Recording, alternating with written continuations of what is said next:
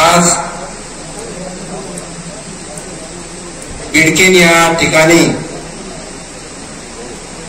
सृजन शैक्षणिक प्रतिष्ठान सांस्कृतिक सभागृहाच्या भूमिपूजन प्रसंगी उपस्थित असलेले भारतीय जनता पार्टीचे ज्येष्ठ नेते तथा महाराष्ट्र राज्याचे माजी विधानसभा अध्यक्ष, फुलंब्री विधानसभेचे लोकप्रिय आमदार आदरणीय नाना या कार्यक्रमासाठी जे उपस्थित होते पण काही कामानिमित्त आत्ताच गेले असे लोकायुक्त न्यायमूर्ती अंबादासराव जोशी, या संस्थेचे अध्यक्ष डॉक्टर हिरू गुरुसानी, कार्यवाह नितीन कंधारकर, कोषाध्यक्ष भास्करराव आगरीकर, श्री नरसिंह कुलकर्णी, डॉक्टर अंतराम धरफळे या कार्यक्रमासाठी खास उपस्थित असलेले पैठण तालुक्याचे भारतीय जनता पार्टीचे अध्यक्ष डॉक्टर शिंदे, पैठणचे नगराध्यक्ष आणि भारतीय जनता युवा मोर्चाचे अध्यक्ष श्री योळगेजी, भारतीय जनता पार्टीचे जिल्ह्याचे संघटन सरचिटणीस लक्ष्मीकांत आवटी, तसेच ओबीसी आघाडीचे भारतीय जनता पार्टीचे महाराष्ट्राचे उपाध्यक्ष गोपीनाथ वाघ, येथील जिल्हा परिषद सदस्य तथा मनसेचे जिल्हाध्यक्ष श्री चव्हाण,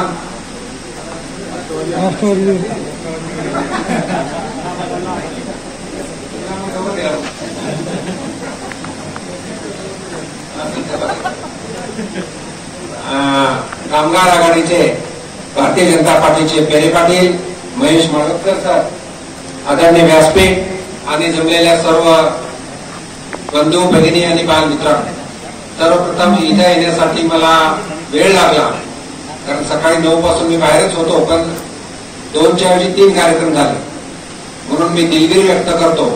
पण त्याच वेळेस आम्हाला नेहमीच सांभाळून देणारे आमचे मार्गदर्शक आदरणीय नाना यांनी आपल्याला अत्यंत चांगलं मार्गदर्शन केलं म्हणून मी त्यांचे आभार व्यक्त करतो.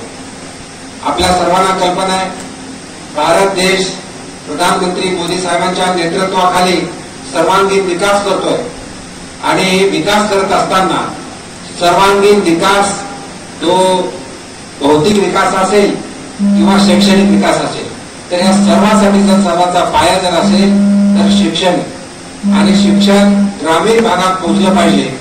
ग्रामीण भागातल्या विद्यार्थ्यांना सुद्धा अत्यंत चांगल्या तऱ्हेचं चांगल्या दर्जाचं शिक्षण मिळावं म्हणून सृजन शैक्षणिक प्रतिष्ठान संस्थेतर्फे साधारण 2012 साली या ठिकाणी एक विद्यालय सुरू केलं.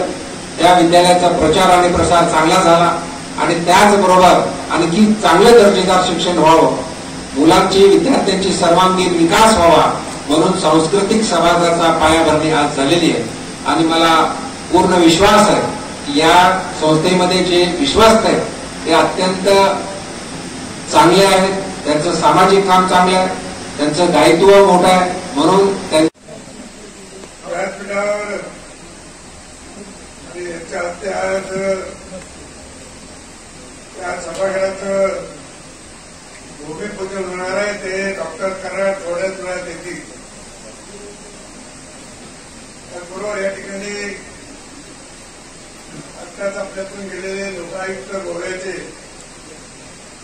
माजी हायकोर्टाचे न्यायमूर्ती अंबादासराव जोशी, या संस्थेचे अध्यक्ष डॉक्टर हिरू गुरुसानी, कार्यवाह नितीन कंधारकर, भास्करराव आगरीकर, नरसिंह कुलकर्णी, डॉक्टर कोणाला वाटत ते सगळ्याला वाटत. संस्था चालकापासून शिक्षकापासून सर्व माणसाला असं वाटत असतं की आपलं पाल्य चांगलं झालं पाहिजे, पण त्याची जी व्यवस्था त्या व्यवस्था देखील आपल्याला निर्माण कराव्या लागते. आज पास होण्याची व्यवस्था निर्माण झाली. पास होण्याची सर्टिफिकेट मिळवण्याची व्यवस्था आहे. पण बौद्धिक क्षमता ही वाढवण्याची व्यवस्था फार क्वचित ठिकाणी आहे. ही आणखी वाढली पाहिजे. कारण ज्याच्या बौद्धिक क्षमता त्याच्याकडे नाही तर त्यानं पुढे आता संधी नाही. नुसतं पास होऊन भागणार नाही. एक काळ होता 10वी पास 10वी नापास कसा कोणी ढकलत पर्यंत गेला तरी त्याला नोकरी मिळाली. होतं का? ढकलत गेलेला 10वी पर्यंत गेलेला नोकऱ्या मिळाल्या आणि शिकलेले लोक नव्हते. स्वातंत्र्यानंतर एकदम नोकऱ्या तयार झाल्या. शिक्षकाची संख्या वाढली. मी 10वीला असताना 10वी नापास शिक्षक मला शिकवतो. त्यामुळे इतका फरक आता नाही. आता खूप शिकलेले प्रत्येक गावामध्ये 10वीत बेकार ग्रॅज्युएट झालेले आज आपल्याला दिसतात. ग्रॅज्युएट झालेले आपला पारंपरिक उद्योग करताना दिसतात. शेतीचा नाही तर अन्य काही. आता ते पुढे का नाही गेले तर त्यांना परीक्षेत चांगले मार्क मिळाले. पास होण्या इतके मार्क मिळाले तरी चालतं. पास झालो बस झालं असं ज्याने ठरवलं तो पास झाला. पण पुढे नाही गेला कारण बौद्धिक क्षमता वाढली नाही. आणि म्हणून ही बौद्धिक क्षमता वाढायची असेल तर शिक्षणातूनच ती वाढू शकते. कॉलेजमधूनच वाढू शकते. अन्यथा नाही. त्यामुळे अशा दर्जेदार शाळेचं निर्मिती काही शिक्षकांनी जाणीवपूर्वक अशा शाळा उभ्या केल्या. मला आठवतं औरंगाबादच्या अनेक शाळांमध्ये शिक्षक म्हणून ज्यांनी दायित्व स्वीकारलं होतं अशांनी पण शाळा काढली. कारण आणखी चांगलं शिक्षण द्यावं म्हणून. फार पुढे गेलं नाही प्रकरण. आणि त्यामुळे मला आवर्जून सांगितलं पाहिजे की गुणवत्तेशिवाय आता आपल्याला पुढे जाता येणार नाही. मला अनेक इंजिनियर भेटतात बीई झालेले. त्याला विचारू बीई कशात झाला. सिव्हिलमध्ये झालो, इलेक्ट्रिकमध्ये झालो, मेकॅनिकमध्ये झालो. मग कुठल्या तरी कंपनीचं नाव सांगतात तिथं पत्र द्या. पत्र देतो. पत्रांनी भागत नाही. फोन करा. फोनही करतो. एखाद्या ओळखीचा असेल तर मग तो पाठवून द्या. तो पोरगा तिथं जातो. तिथला जो हेड असेल तो त्याला 2-4 प्रश्न विचारतो. जो शिकला त्याच्यातले विचारतो. हेच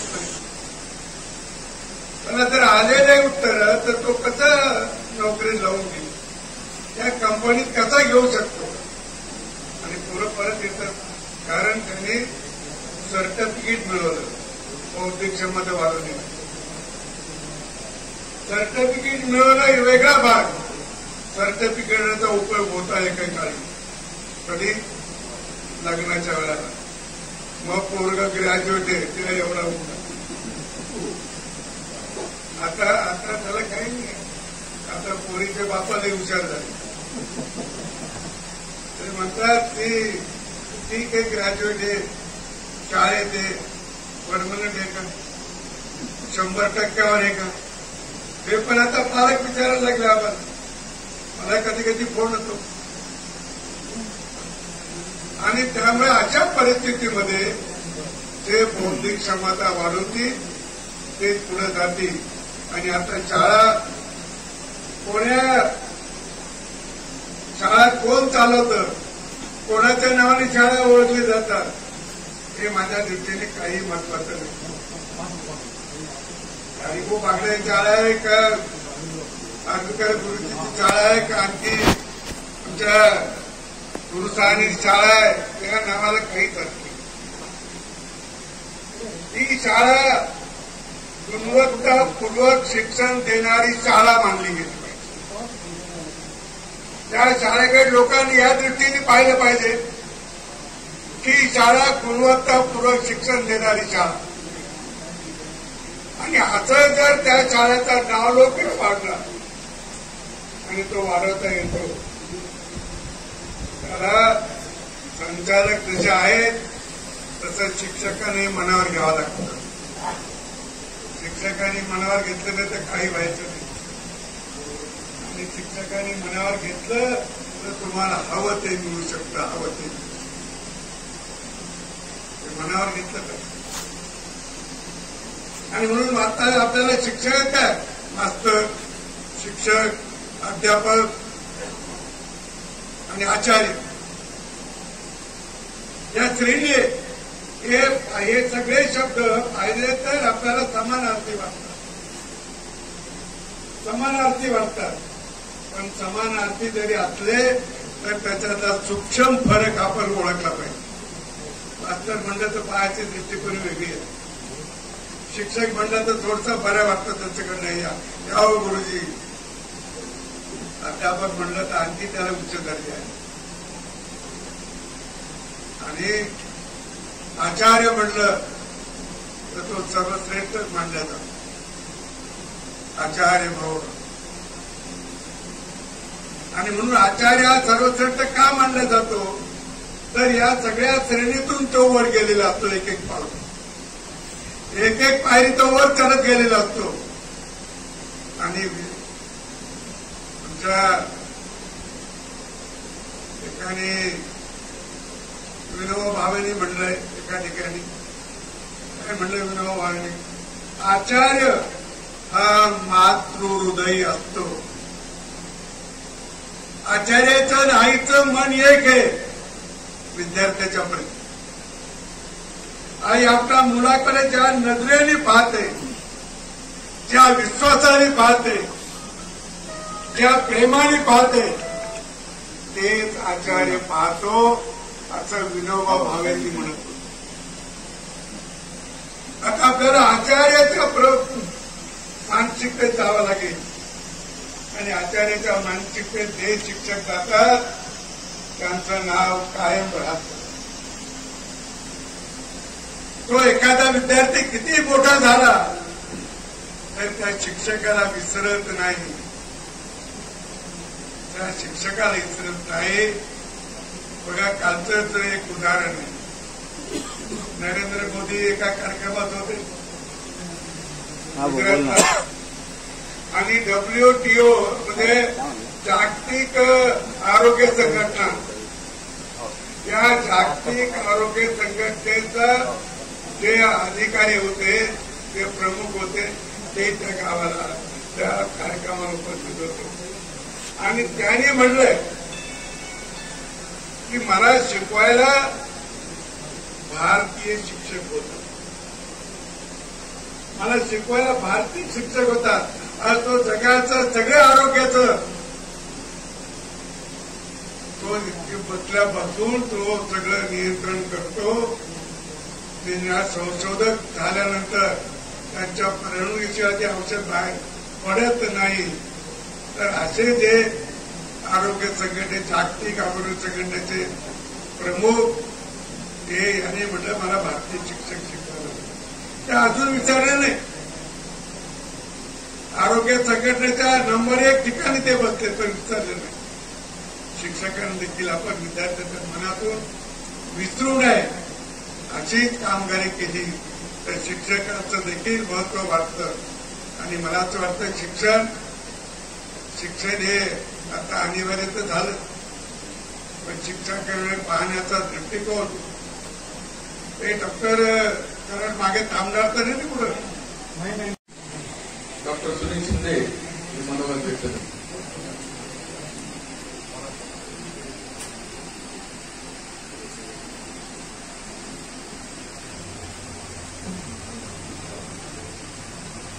आजच्या या सभागृहाच्या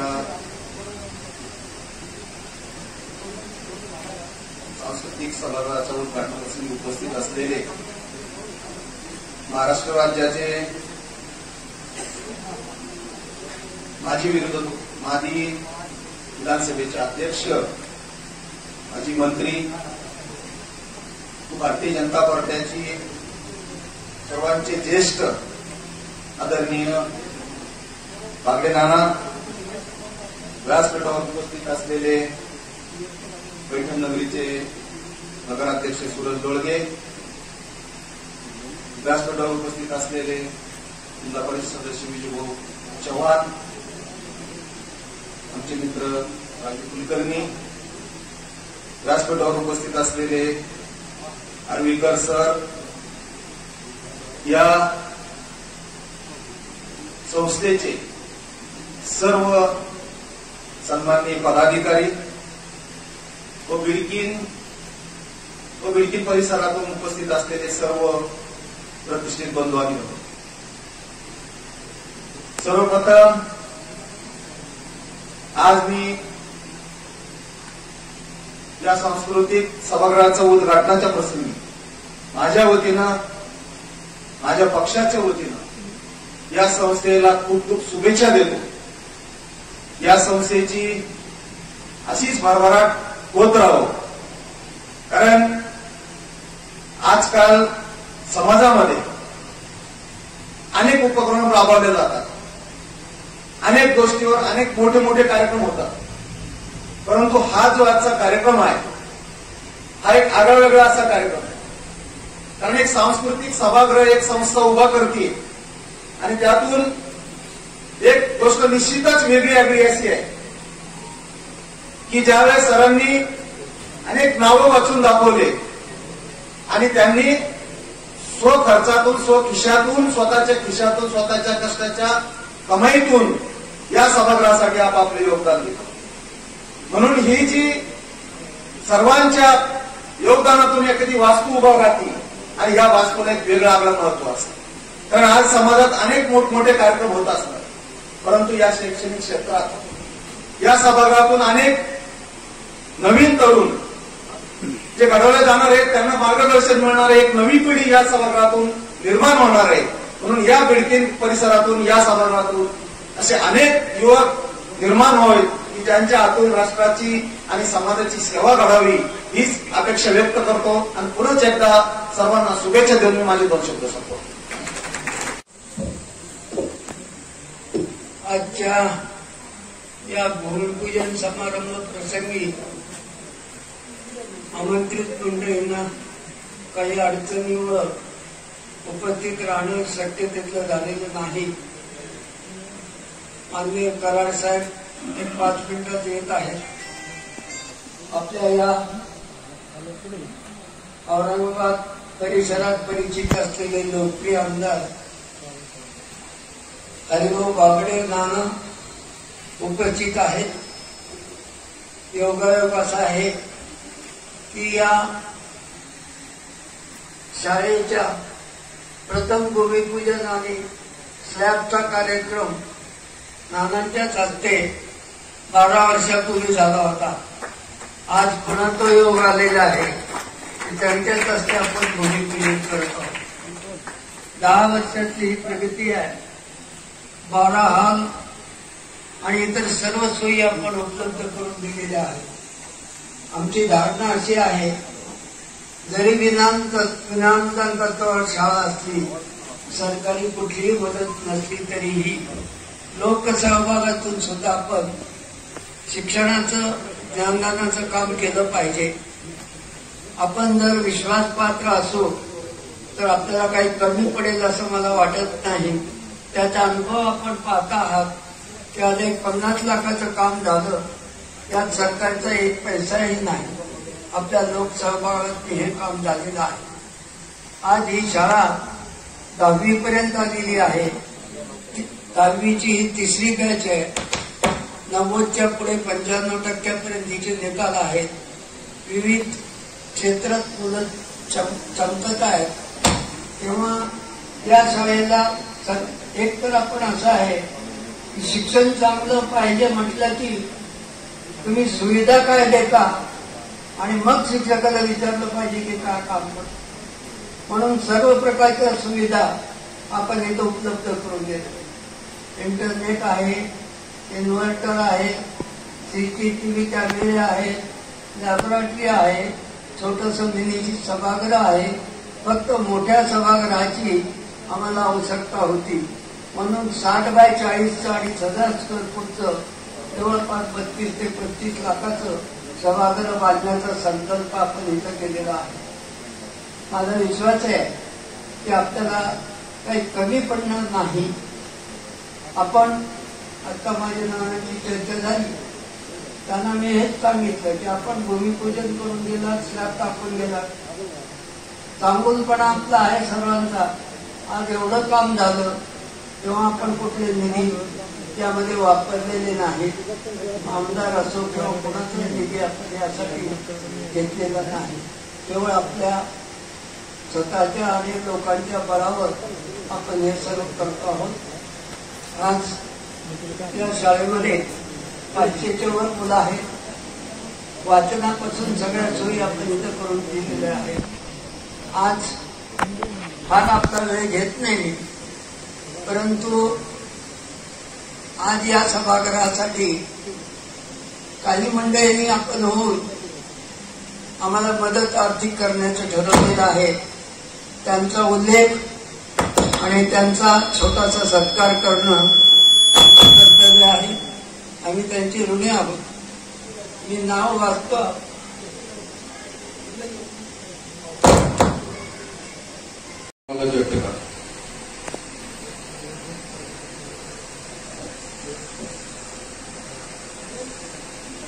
सर्वप्रथम आजच्या या भूमिपूजन सोहळ्यासाठी उपस्थित असलेले आपल्या सर्वांचे चाहते व मार्गदर्शक, पूर्व विधानसभेचे आमदार व माजी विधानसभेचे सर्व अध्यक्ष असे आपले हरिभाऊजी नाना, त्याचप्रमाणे आमचे सहकारी मार्गदर्शक, आम्ही मागील 15 वर्षापासून सोबत काम करतो असे आमचे पैठण तालुक्याचे भारतीय जनता पार्टीचे तालुका अध्यक्ष डॉक्टर सुनीलजी शिंदे साहेब, त्याचप्रमाणे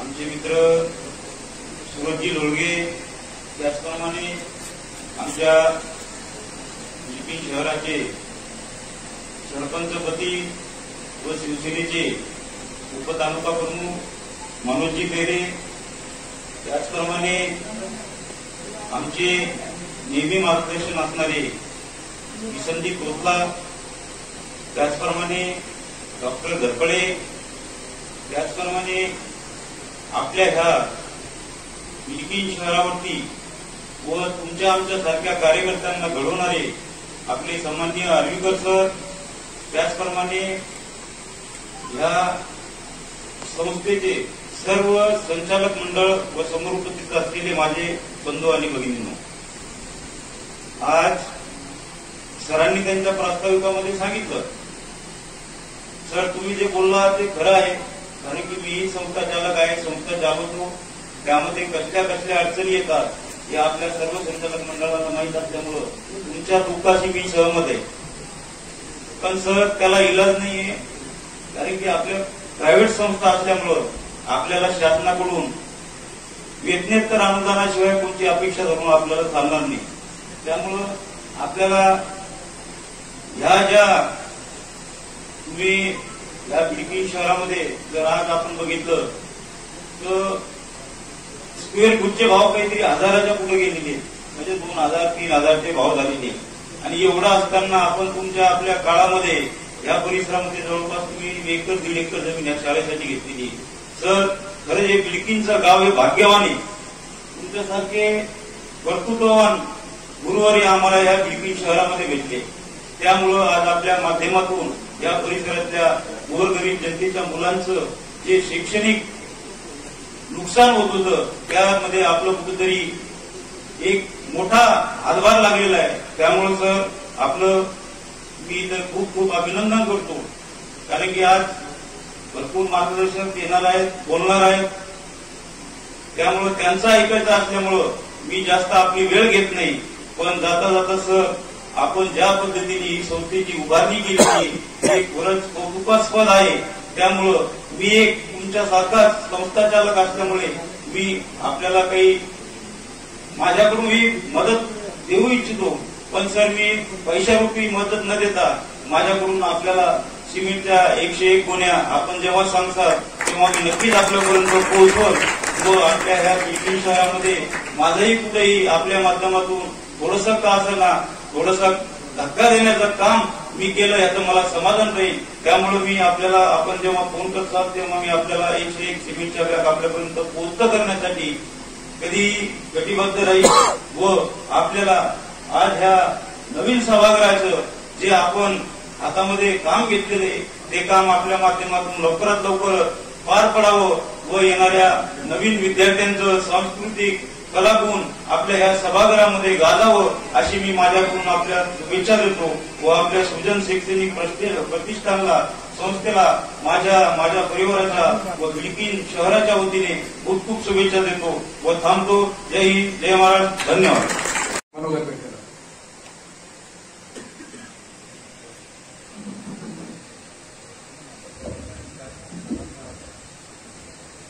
आमच्या सुदर्शन शाळेच्या कार्यक्रमासाठी मंचावर उपस्थित असलेले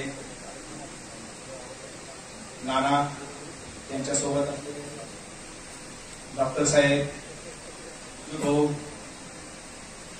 सूरज भैया, आवटे साहेब व आमचे सर्वांचे गुरुवर्य आणि आर्यकर सर व मंचावर उपस्थित असलेले सर्व सन्माननीय व्यासपीठासमोर उपस्थित असलेले सर्व बंधू आणि भगिनी, सर आज खरोखर खूप आनंद होत आहे. कारण की नाना सरांविषयी सांगायचं म्हटलं की रिटायरमेंट झाल्याच्या नंतर, शाळेतून रिटायर झाल्याच्या नंतर माणूस आराम करतो.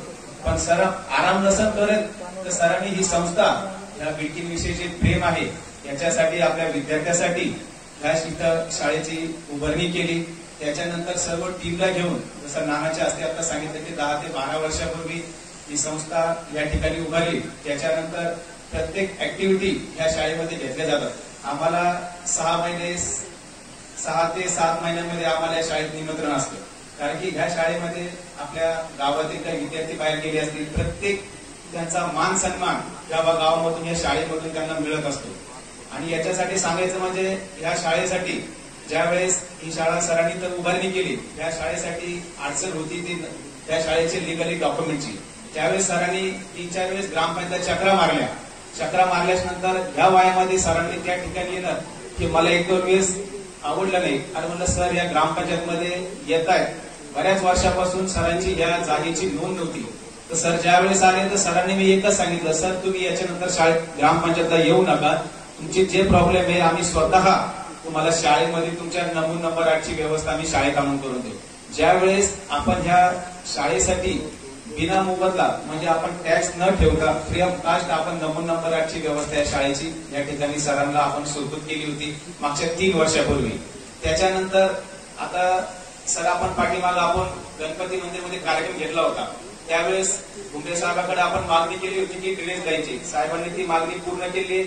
आणि काल आमचे मित्र माननीय नितीन सर नरोडे हे घरी आले त्यावेळेस त्यांनी मागणी केली की ह्या ठिकाणी येण्या जाण्यासाठी रोडची पावसाळ्यामध्ये खूप अडचण येत असताना आपण ड्रेनेज झाल्याच्या नंतर तोच प्रस्ताव आपण साहेबांच्या माध्यमातून लवकरात लवकर या ठिकाणी विद्यार्थ्याला येण्यासाठी अडचण होणार नाही यासाठी प्रयत्न करू. आणि लवकर रोड कसं होईल यासाठी आपण नक्कीच याकडे लक्ष देऊ. हेच आजच्या प्रसंगी आपल्याला सांगतो. आम्हाला बोलवलं, आमचा मान सन्मान केला, त्याबद्दल आयोजकाचे आभार मानतो. थांबतो. जय हिंद, जय महाराष्ट्र.